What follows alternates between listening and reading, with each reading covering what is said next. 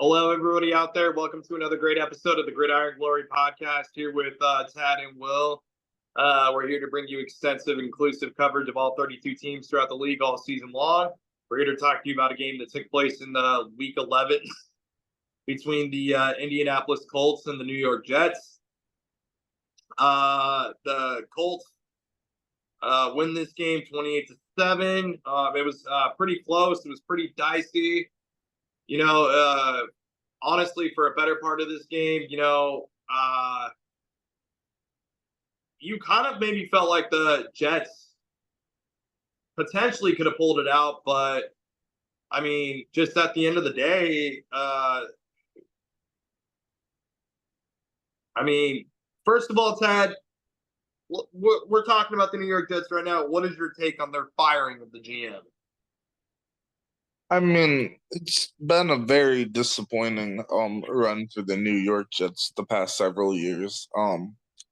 It's a very interesting move by the Jets to move on there.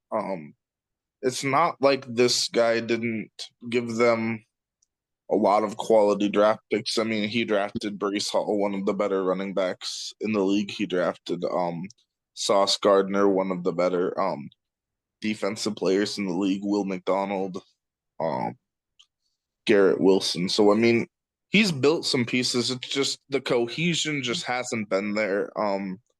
And I mean, the Jets, they've tried to scapegoat many different people for the failures of the team this year and the past years. Obviously, they moved on from Saleh, and now they're moving on from Williams. So just they feel it's best to do a complete and total rebuild of their staff, and it's honestly hard to blame them, but it's not like they didn't have a lot of good pieces that was built, but it's understanding to want to go a different direction. Fresh start. Yeah, absolutely. It's understanding here, it's just rough. It's rough for Jets fans because they've endured so much as a fan base. I mean, you really just empathize here with the Jets fans more than anything else, sir. Certainly been a rough ride for the Jets fans.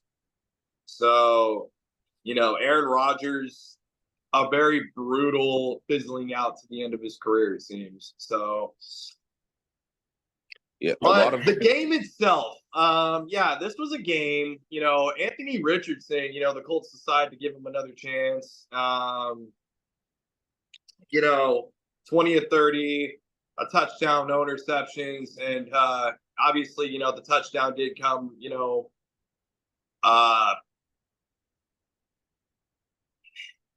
also did, get a couple of rushing touchdowns in this game along with the passing one. So he went out there. He played like the Anthony Richardson. We were speaking on his emotional maturity last week, whether or not he could step up and be man enough to lead this team, as we said, in a kind of a way to be that guy. And he proved that he can be this week, sir. Yeah, definitely a step in the right direction. He did a lot of good against the Jets defense that is supposed to be a good defense. They certainly haven't looked like it the past several weeks, but they're supposed to be a good defense. 272 passing yards, one of the better nights in the young career of Anthony Richardson. So just went out there, did what needed to be done. Definitely his best game of the season. Arguably one of the better games of his career. Obviously, he didn't get a chance to play a lot a season ago with the injury, but yeah, a very good sign for the Colts for Mr. Richardson to pull himself together, and especially on that game-winning drive that he led, where he scored the game-winning rushing touchdown. So just a lot of positives for the Colts when we haven't seen a lot in his young career. Definitely a step in the right direction.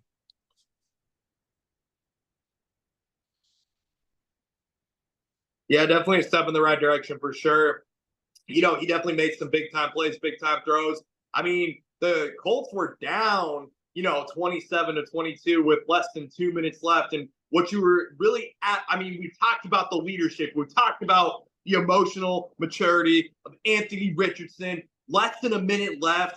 I mean, it even came down to a 3rd and goal with less than a minute left, and he finds a way to run the ball in, and I mean, boy, I mean, he was so hyped up in that moment, just slamming the ball down as he popped past the defenders, and it just what a moment of leadership there for Anthony Richardson.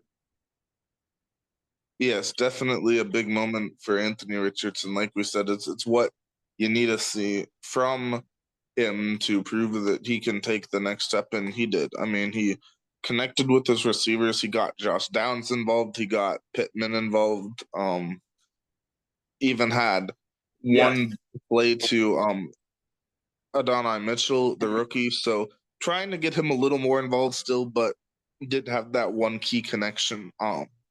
So yeah, just a positive all around game for the Colts offense. Definitely what you need to see.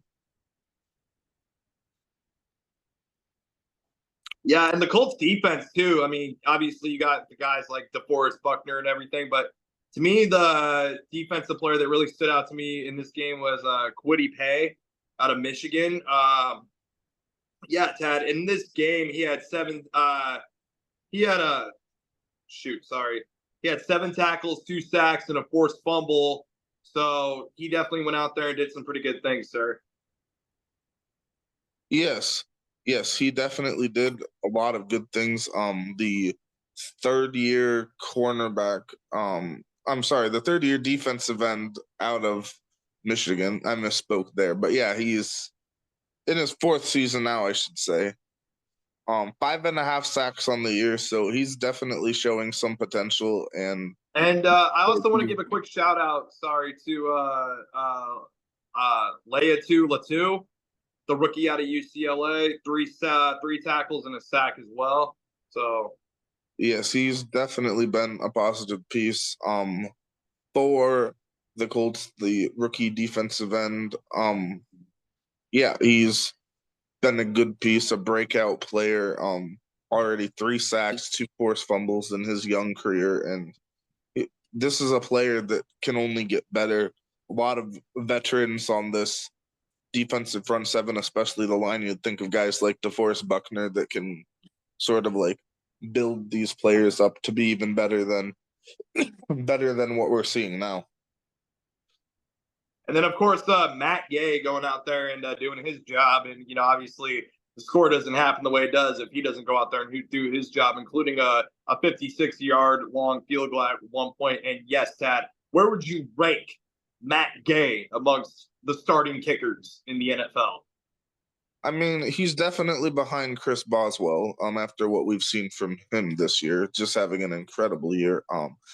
19 of 22 on the year for Matt Gay. Certainly not bad statistics. I mean, he's got the accuracy. It hasn't quite been there. He's 23rd in the league in field goal percentage. So, I mean, looking at that, you'd probably think maybe bottom half kicker. But, I mean, with what we know for Matt Gay, we know that when you need a big kick, Matt Gay is going to be reliable.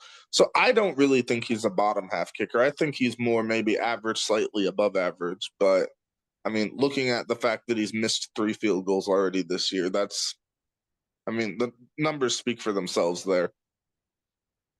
Yeah, so Indianapolis, 2nd place in the AFC South. Surprisingly, they're only 2 games out of the 1st place, so they're still kind of in this thing a little bit. They are just kind of. This was a win that the Colts needed for sure. Yep, they are still kind of in this thing. The one thing kind of holding them back is they've already been swept by the Houston Texans, so they've already lost that tiebreaker. So it's going to be tough sledding to gain on them, but anything can happen. It's the National Football League. Yeah, I didn't really have any other final thoughts or takes on this game unless you did. Yeah, looking forward into the next week, boy, do we have a big challenge for the Colts as they host the Detroit Lions, a potential Super Bowl contender, as some would say. So that's going to be a big challenge for them moving forward to keep the positive momentum. And the New York Jets are on a bye. There we go. So Colts win 28-27. Be sure to like, subscribe, and follow all season long. This is the Gridiron Glory.